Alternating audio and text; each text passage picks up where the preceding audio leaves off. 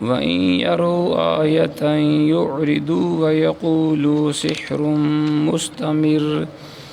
وَكَذَّبُوا وَاتَّبَعُوا أَهْوَاءَهُمْ وَكُلُّ أَمْرٍ مُسْتَقِرٌّ وَلَقَدْ جَاءَهُم مِّنَ الْأَنبَاءِ مَا فِيهِ مُزْدَجَرٌ حِكْمَةٌ بَالِغَةٌ فَمَا تُغْنِ النُّذُرُ آمنت باللہ صدق اللہ العظیم۔ وَإِن يَرَوْا اگر وہ دیکھتے ہیں آیتاً کوئی نشانی یعرضوا تو منہ پھیر لیتے ہیں وَيَقُولُ اور کہتے ہیں ھذا سحر مستمر یہ بڑا زبردست جادو ہے وَكَذَّبُوا اور انہوں نے جھٹلایا یعنی رسول خدا کو فَاتَّبَعُوا اور پیروی کرتے رہے اہواءہم اپنے خواہشات کی وَكُلُّ أَمْرٍ مُسْتَقِرٌ اور ہر کام کے لیے ایک انجام ہے وَلَقَدْ جَاءَهُمْ اور پہنچ چکی ہیں ان کے پاس من الانباء پہلی قوموں کی بربادی کی اتنی خبریں ما فیہ مزدجر جن میں بڑی عبرت ہے حکمت بالغہ وہ خبریں سراسر حکمت ہیں فما تغنی النذر بس ڈرانے والوں نے کوئی فائدہ نہ پہنچایا۔ حضرت محترم بھی آپ قرآن مجید فرقان حمید میں سے 27واں پارہ سورۃ القمر کی آیت نمبر 2 سے لے کر 5 تک کی تلاوت اور ترجمہ سماعت فرما رہے تھے۔ کل کے درس میں ہم نے پڑھا اللہ کریم نے فرمایا قیامت قریب آ گئی ہے اور چاند شق ہو گیا ہے۔ آج کے درس میں اللہ کریم نے کفار مشرکین کا ذکر کیا۔ پہلی آیت میں فرمایا وَإِن يَرَوْا آيَةً يُعْرِضُوا وَيَقُولُوا سِحْرٌ مُسْتَمِرٌ اگر وہ کوئی نشانی دیکھتے ہیں تو منہ پھیر لیتے ہیں اور کہنے لگتے ہیں کہ یہ بڑا زبردست جادو ہے۔ فرمایا انہوں نے اس معجزہ کا خود مطالبہ کیا تھا جو چاند کو حضور نے 2 ٹکڑے کیا انہوں نے خود مطالبہ کیا تھا کفار نے اور وعدہ کیا تھا اگر یہ معجزہ انہیں دکھا دیا جائے تو وہ ضرور ایمان لائیں گے، لیکن جب یہ معجزہ ظہور پذیر ہوا تو ان کو ایمان کی توفیق نہ ہوئی، الٹا کہنے لگے یہ ایک بڑا زبردست جادو ہے۔ بجائے اس کے کہ وہ ایمان لے آتے انہوں نے حضور کے اس عظیم الشان معجزہ کو جادو سے تعبیر کر دیا۔ مستمر کے 2 معنی بتائے گئے، ایک ہے کہ یہ مرہ سے بنا جس کا معنی قوت ہے، اس کا معنی مضبوط اور طاقتور۔ اس صورت میں آیت کا معنی ہوگا کہ انہوں نے کہا کہ ان کا جادو بڑا زور والا ہے، زمین پر ہی نہیں آسمانی چیزوں پر بھی اثر انداز ہوتا ہے۔ لیکن قتادہ مجاہد اور دوسرے حضرات نے کہا کہ اس کا معنی ہے ذاہب یعنی گزر جانے والا، جب کوئی چیز آئے گزر جائے تو اہل عرب کہتے ہیں مر الشیء واستمر، تو دوسری صورت میں جملہ کا مقصد ہوگا کہ وہ کفار اپنے دوستوں کو تسلی دیتے ہیں کہ گھبرانے کی کوئی بات نہیں، پلک بھر شک کمر ہوا پھر وہ ٹھیک ہو گیا،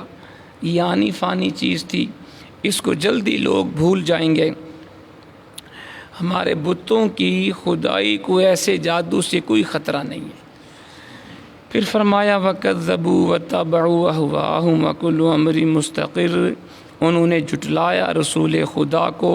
اور پیروی کرتے رہے اپنی خواہشات کی اور ہر کام کے لیے ایک انجام ہے۔ اس سے پتہ چلتا ہے کہ جب تک انسان ہٹ دھرمی کی روش کو ترک نہ کر دے اتنا بڑا معجزہ بھی اس کی ہدایت کا سبب نہیں بن سکتا۔ ہدایت ایسی چیز نہیں ہے جو بغیر طلب کے کسی کے اوپر ٹھونس دی جائے، یہ تو بڑی قیمتی شے ہے، صرف اسی کو اللہ تعالیٰ عطا فرماتا ہے جو اس کی حاصل کرنے کی کوشش کرتا ہے، اس کو اللہ ہدایت کی دولت عطا فرماتا ہے۔ جب کفار ایمان لانے کے لیے تیار ہی نہ ہوئے تو انہیں اللہ تعالیٰ نعمت ایمان کیوں عطا فرماتا؟ انہوں نے تو دل میں یہ طے کر لیا تھا کہ وہ کسی قیمت پر حضور پر ایمان نہیں لائیں گے، عقل کا چراغ انہوں نے گول کر دیا تھا، غور و تدبر کا دروازہ انہوں نے سختی سے بند کیا ہوا تھا۔ ایسے لوگوں کو ہدایت نصیب ہو جائے یہ سنت الہی کے خلاف ہے، اس لیے انہوں نے اس کے باوجود اللہ کے رسول کو جھٹلایا اور وحی کی روشن آیات کو چھوڑ کر اپنے نفس کی خواہشات کی تکمیل میں لگ گئے۔ تو فرمایا ہر کام کے لیے ایک انجام ہے، یعنی ہر کام کا کوئی نہ کوئی انجام ہے۔ جو ایمان لائے گا، تقوی اختیار کرے گا، پرہیزگاری کو اختیار کرے گا، اس کا انجام یہ ہوگا اولئک ھم المفلحون، اللہ ان کے سروں پہ دنیا آخرت کی کامیابی کا تاج سجا دے گا۔ اور جس شخص نے کفر کیا، اللہ رسول کی نافرمانی کو اختیار کیا، نفس و شیطان کے نقش قدم پہ چلتا رہا، تو اس کا انجام یہ ہوگا اولئک ھم الخاسرون، اللہ ان کو نقصان اٹھانے والوں میں شامل کر دے گا۔ علامہ قرطبی نے اس کا معنی کیا ہے، یعنی ہر عمل اپنے عامل کو کسی خاص ٹھکانے پر پہنچا دے گا۔ نیک عمل لوگوں کو جنت میں داخل کر دے گا اور برا عمل جہنم میں لے کے چلا جائے گا۔ آگے فرمایا وَلَقَدْ جَاءَهُم مِّنَ الْأَنبَاءِ مَا فِيهِ مُزْدَجَرٌ،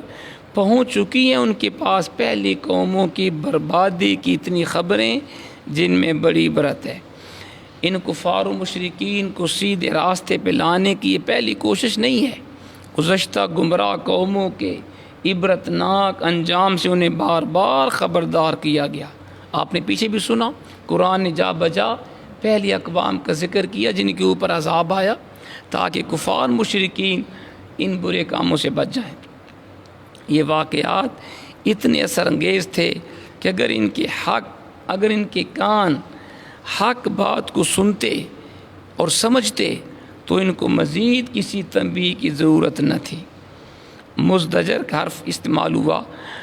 اس کا معنی ہے بلند آواز سے کسی کو کسی کام سے باز رکھنا اور جھڑکنا، اسے عربی میں کہتے ہیں مزدجر۔ یعنی یہ واقعات جو پہلی قوموں کے عذاب کے قرآن نے بیان کیے، ان کفار کو سختی سے منع کر رہے تھے